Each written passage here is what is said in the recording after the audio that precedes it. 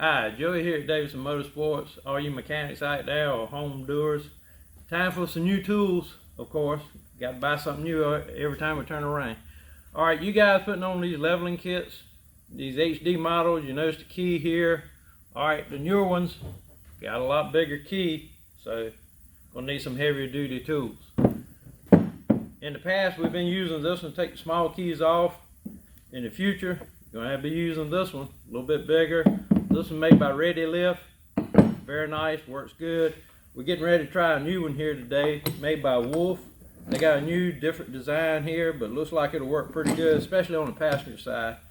But as again, you know, all us mechanics got to buy another tool. So here we are. Check them out. Ready Lift and Wolf. The new keys for the newer model HDs are bigger, heavier. Hey everybody, hope that helped you out before you got started on your project, found out you had the wrong tools.